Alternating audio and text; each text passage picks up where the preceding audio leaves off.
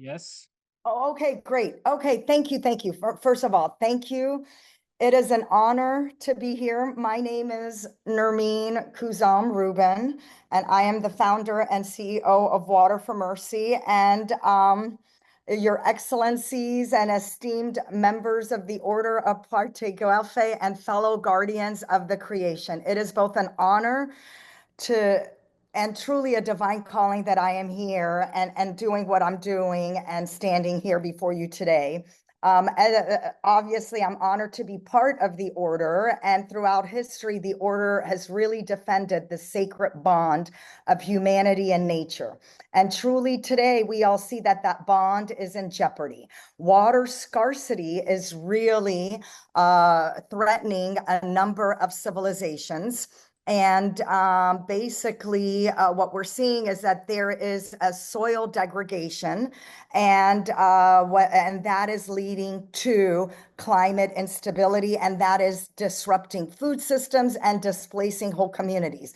And For those of you that know me, I could be quite verbose. That's why I'm glad I wanted to show you the 4-minute video that says it all, to give you the background, but to also give you the backstory behind that. Because the backstory is, yes, the video says I was touched when I saw all the women and children doing this, but that's not really why I started Water for Mercy. I was upset because when I saw that the burden, the women and children were doing all this, yet the men had given up hope. And what I saw is that the men had really um, um, uh, given up hope, because what happens is that with the water, everyone in Africa, what I've learned, owns land, and they need to use this land for their money, for their food, and for being sustainable. And what I saw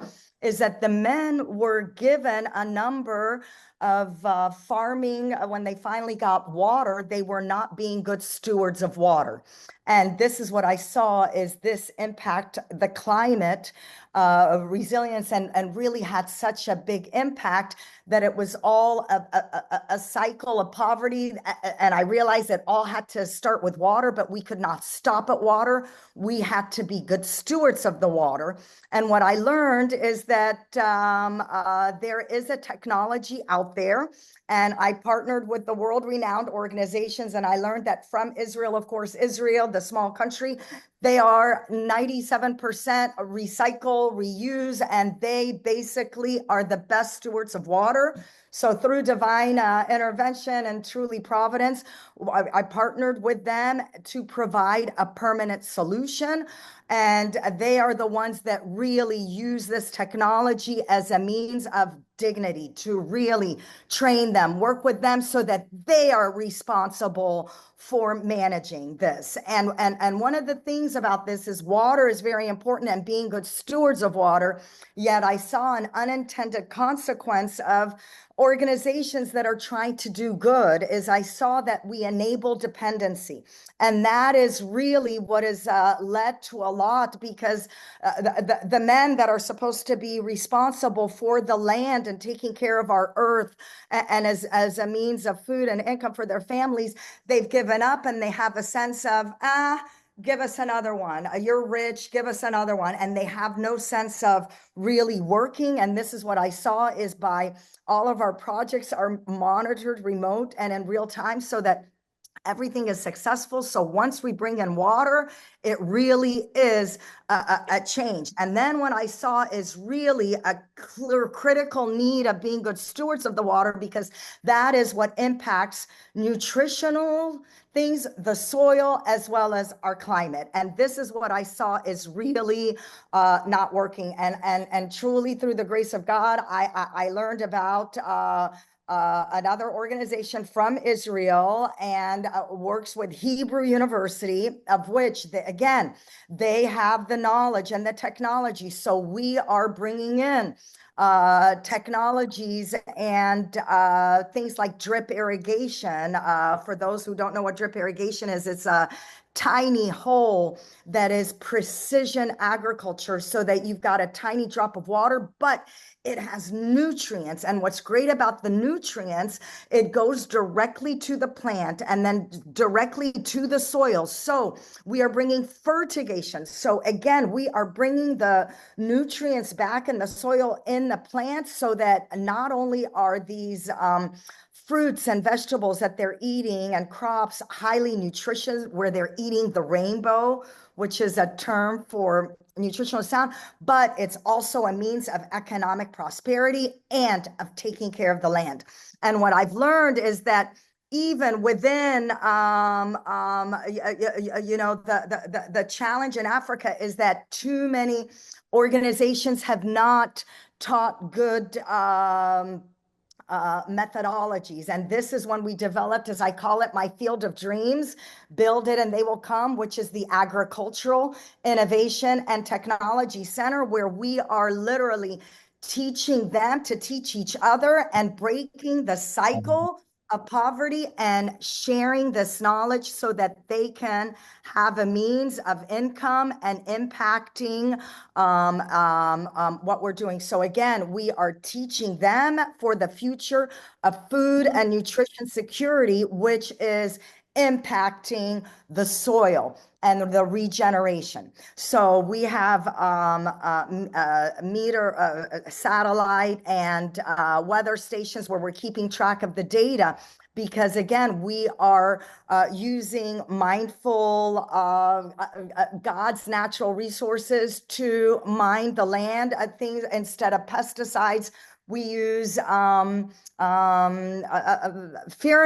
sex cells, basically it's very attracting to the pests, so that they're attracted to the pheromones, and instead of attacking the plants, they die instead. So again, these agricultural centers are a means of basically growing a whole new agronomists, and we are teaching them to teach each other. And through this whole generation, we are able to have scalable models throughout Africa, where we are now recognized. There's an organization called the Brenthurst Foundation, and about 2 years ago, actually 3 years ago, they did a study as to which model can really have a continent bloom, and that the continent is Africa. And they saw that there was a lot of bad information that is being passed down. And this is what I saw, because when I saw and brought our agronomists to share the knowledge with the farmers, I had seen that the experts that they were getting locally were teaching them bad information. I remember leaning over to an expert and saying, Dr. Malky, it sounds to me like the blind teaching the blind. And he goes, no, Nermine, this is the blind teaching the deaf. So again, what we realize is we need to have a good foundation of knowledge so that we can teach them to teach each other and truly restore the ecosystem. So we have a number of projects where we are able to combat a lot of the degradation of the soil and really balancing it back with our model of water efficiency. We're working with farmers in Tanzania and helping them through the entire value chain, where they're able to grow grapes for bottling wine and minimal water. So I had to throw this picture up. We work with Ethiopia, the governments there, where the Sokoto Declaration is trying to combat childhood stunting by 2030. And when they saw that we are bringing our solutions to Tanzania, this was a few years ago, and now expanding all over, we are really impacting, because the governments are seeing that this is really a means of not just helping the government make money and the GDP, raising it with the farmers and exporting it, but by introducing climate smart viticulture, which is the taking care of growing grapes.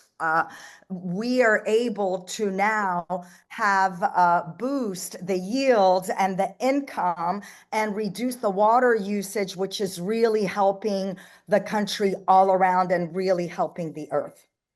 Yes, sorry. I will pause for a minute. If there is any, and I know I'm going a lot, I want to be mindful of everybody, and I'm not very technical, so I'm sorry you're seeing a little bit of what I'm throwing. This is an example of what we're doing with the value, the grapes, and I'm telling you these things. I truly say God does not call the equipped; He equips the called. I am not an expert in water or agriculture or this, but I'm telling you what He has equipped me with. Wow, the world leading organizations that know how to do this, and I'm telling you the success that we have been able to use these agricultural centers as an agriculture, as a means, as a hub for sharing knowledge. And this right now, we have Kenya, and we're working with the local experts, because I remember when I saw that these experts are teaching the farmers, saying, wait a minute, we need to make sure that these experts have good information, so that not only are they helping these farmers to make money and have dignity as men to support their families, but also as a means of income and sharing the knowledge and really impact the nutritional, because that is really what touched my heart when I saw that these babies that are born, no fault to themselves, and their brain, their bulbs, so to speak, are not shining bright. And that to me hurt me so much. And then I learned, wow, we need to really do this helix. And again, these are words I didn't even know existed, but our experts are working with the whole thing, so that we've got now universities working with us, so that we can have research development, share that with the farmers, and then again, through the value chain, make money. So this, and in Ethiopia, I mentioned what we're able to do, so that not only food security, but climate impact, so that we can restore the farmland and work with these agri-clusters to make money and have subsidized seedlings, and again, nutritional impact. And I'm telling you, truly, I'm here because God touched my heart, and I say His love is flowing. That's clean water that's making all of dry Africa green. And green is food, green is hope, green in my brain is money, and green to our land is how we are supposed to really deal with our earth that God gave us. So what I saw is precision farming. Wow. You know, how we are able to really teach hands-on to the locals. And this is a means of really teaching them sustainable practices for generations to come. And right now, it's truly an honor, because not only are we presenting to you and the impact, but where it's leading us, it's really a means of scaling up. And I want to say, about 3 weeks ago, I was in Morocco, and this is when I say, you know, as the video said, I am Egyptian, 100% Egyptian. I was born in Port Said. Okay, so I remember the bombing. I'm old. Okay, so it was the 1967 war. We were bombed. I'm telling you. Okay, so now I'm working with Israel, and what's amazing, I never thought in my lifetime that I would be involved with how water has led to a means of diplomacy between the Arabs and the Israelis and the Christians, where together we are sharing knowledge for what? Repairing the world. You know, and truly repairing the world. This is a frontier to strengthen knowledge trade and really reshape all of Africa, because again, Morocco sees that they are, even though I'm Egyptian and I think Egypt is the, you know, the beginning of civilization, Morocco now feels that they are the ones that are going to be leading the initiative in terms of teaching the agricultural and being good stewards of the land of all of Africa. So the fact that we've been recognized and are working with Morocco in this and really expanding our model throughout Africa, this is where we are seeing that there is a way for us to be good stewards of the water, and that God gave us this honor, and we need to respect it. And I'm telling you, when I see the methodologies that we are using from Israel, it's in the Bible. You know, we are supposed to let the land rest for after 7 years. They do that. And if they can't do that with time, they do fumigation and fertigation. So again, they're restoring the soil so that it is the way that God intended. And it is through these technologies that they really have the means of sharing this. And this has been proven and truly a way to move forward. So we, as the video said, we need ambassadors to share that our methodology works. It is not a hand out, it is a hand up. And how we are able to restore the land is truly, wow, remarkable. And anyways, and with that, I don't want to talk too much. As you can tell, I could be quite verbose. But again, we want to share what we are doing, because this is a means to help. Water is the foundation. We will all die if we don't have water in 3 days. However, water cannot be the end. Water has to be the beginning, so that, again, we use water and are good stewards of our water, so that we can truly scale up sustainable solutions, so that a win, win, win, win, win, a win to the land, of course, a win to the people, and a win for everyone, because we are empowering them. And the mission of Water for Mercy, the first 3 words are upholding human dignity. Because to me, I saw that in Africa, the men, they need to have that dignity. And the best way to really empower African women, is to make sure that the men can work, and then there's not as much burden on the women. And this really it brings the balance back to God's creation of taking care of the land, taking care of the family, and taking care of what God gave us as good stewards of our existence.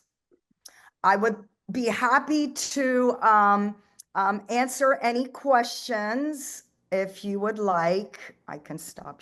Oh, wait, hold on a minute. Stop sharing. There we go. Hi, If Nermine, can you see me? Can you see yes, me? hold on 1 second. Yes, I do see you. Yes. Okay, just a while. Oh, wow. Thank you.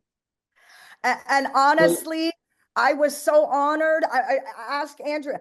I have frequent flyer points. I was on my way to come to Florence to be there with you, because I was, and then I saw that I was committed to this morning. So I wish I was with you.